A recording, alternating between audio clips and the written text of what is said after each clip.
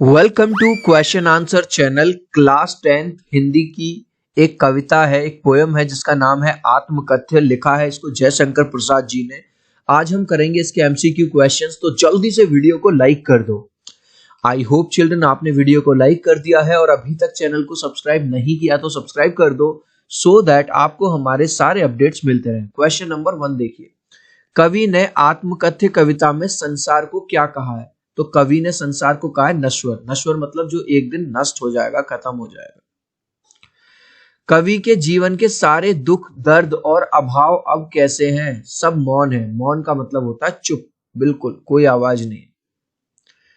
गहरे नीले आकाश में अनगिनत लोगों ने क्या लिखी है? अनगिनत लोगों ने अपनी ऑटोबायोग्राफी यानी अपनी आत्मकथा लिखी है। कवि ने मधुप किसे कहा है? तो कवि ने मधुप कहा है मन को। कवि ने अपने मन को किसका रूप दिया है? कवि अपने मन को कहता है जो मेरा मन है वो भंवरे की तरह है। ठीक है। गागर रीति से कवि का क्या तात्पर्य है? सुखों से खाली जीवन। चिल्ड्रन, ये जो पोयम है ये आपको थोड़ी नेगेटिव लगेगी, मतलब निराशावादी लगेगी। उसका रीजन ये है कि कवि की जो प्रेमिका थी वो उनको मिल नहीं पाई, उनके जीवन में आ नहीं पाई, तो कवि उनकी याद में दुखी है। कवि के जीवन की गागर कैसी है? कवि के जीवन की गागर है खाली। कवि ने मधुर चांदनी रात किसे कहा है? अपने जीवन की मीठी यादों को, है ना, जब वो अपनी प्रेमिका के साथ थे उस समय को अपने जीवन की मीठी याद कहा है। कवि अपने किस स्वभाव को दोष देना नहीं चाहते हैं? वो कहते हैं मेरा जो सरल स्वभाव है ना, मैं अपने उस स्वभाव को कोई भी दोष देना नहीं चाहता। कवि के आलिंगन में आते आते कौन रह गया? आलिंगन होता है हक करना, यानी कि गले लगना। उनकी जो प्रेमिका है गले लगते लगते लेकिन रह गई।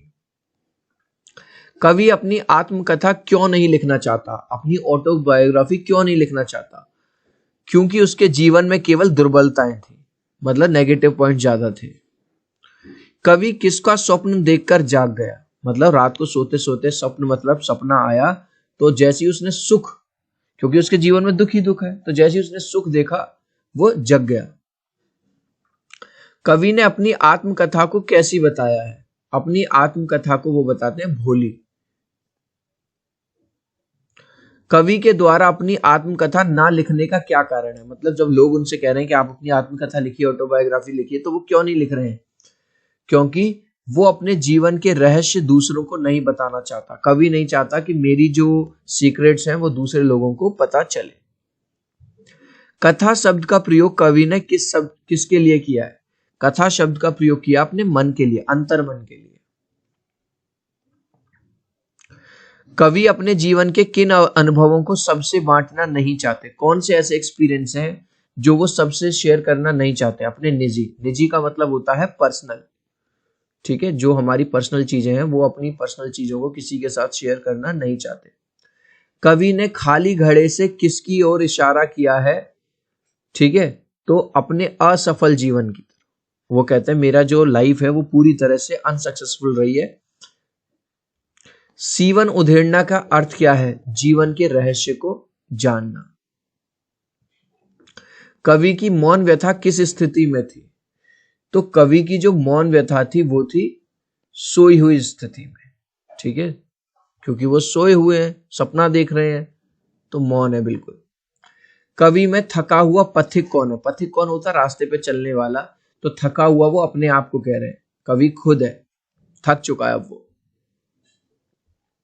कवि का दाम्पत्य जीवन कैसा? दाम्पत्य मतलब हस्बैंड वाइफ की जो एक लाइफ होती है उसको कहा जाता है दाम्पत्य जीवन। तो दाम्पत्य जीवन कैसा है उसका? दुखी है। और दुखी क्यों है? क्योंकि वो अपनी प्रेमिका को याद करता रहता है। मुरझाकर गिर रही पत्तियां किसका प्रतीक है? भाई पत्तियां मुरझा रही हैं और गिर रही हैं, वो निराशाओं का प्रतीक है। ठीक है। कवि ने अब तक कैसा जीवन जिया है?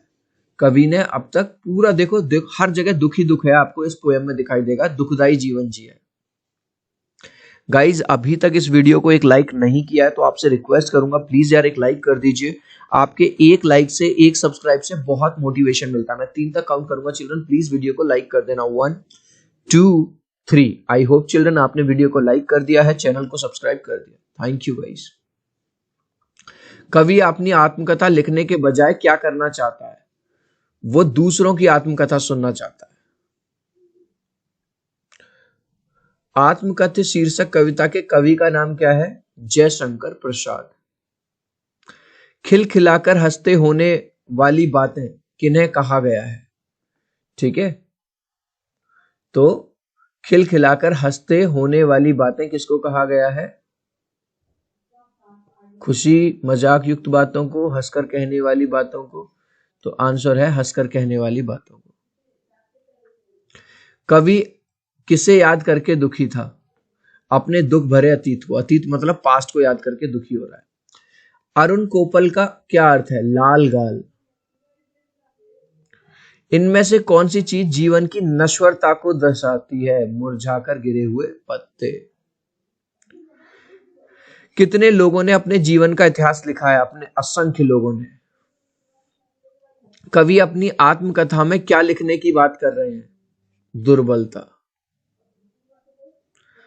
व्यंग मलिन का क्या अर्थ है? व्यंग मलिन का अर्थ होता है खराब ढंग से निंदा करना, किसी की बुराई करना। गागर रीति का शाब्दिक अर्थ क्या है? गागर रीति खाली घड़ा। कवि को किस कारण लोगों ने धोखा दिया है? क्योंकि कवि का स्वभाव सरल है और लोगों ने इसका फायदा उठाया है। आलिंगन का अर्थ मैंने अभी बताया था, गले लगना। कवि के अनुसार उषा अपनी लालिमा किससे लेती है? मतलब सूरज को जो गर्मी मिलती है, जो लालिमा मिलती है, वो कवि की प्रेमिका से मिलती है। जिसके अरुण कपोलों की मत वाली सुंदर छाया में, इन पंक्तियों के माध्यम से कवि किसकी सुंदरता का बखान कर रहे हैं? अपनी प्रेमिका की। देख रहे हो? किसकी यादें सहारा बनी हुई हैं कवि के लिए? उनकी प्रेमिका की यादें। अंत में कवि किस निष्कर्ष पर पहुंचे? आत्मकथा ना लिखने के। उन्होंने कहा भैया मुझे अपनी पर्सनल चीजें किसी के साथ शेयर नहीं करनी। कवि किसकी तारीफ करते हुए फूले नहीं समा रहे हैं? थक नहीं रहे भाई साहब, बार बार अपनी प्रेमिका की तारीफ कर रहे हैं, कवि की प्रेमिका। प्रवंचना का क्या अर्थ होता है? प्रवंचना का अर्थ होता है धोखा। चिल्ड्रन इस लास्ट क्वेश्चन का आंसर आप मुझे दोगे कमेंट सेक्शन में, देखूंगा कितने बच्चे राइट आंसर देंगे। ठीक है, क्वेश्चन है कवि के आलिंगन में आते आते कौन रह गया? मतलब उनको गले लगाने की कोशिश कर रहा था लेकिन गले नहीं लग पाए वो। मदर के, डॉटर के, लवर के या नन, यानी कि माँ, पुत्री, प्रेमिका या इनमें से कोई नहीं। आप चाहो तो अपने आंसर में केवल ए, बी, सी या डी लिख देना कमेंट में, मैं समझ जाऊंगा। सो आई होप मेरा ये छोटा सा वीडियो आपको बहुत अच्छा लगा होगा। प्लीज वीडियो को लाइक कर देना, चैनल को सब्सक्राइब कर देना। अब हम मिलते हैं अगले वीडियो में। Bye bye.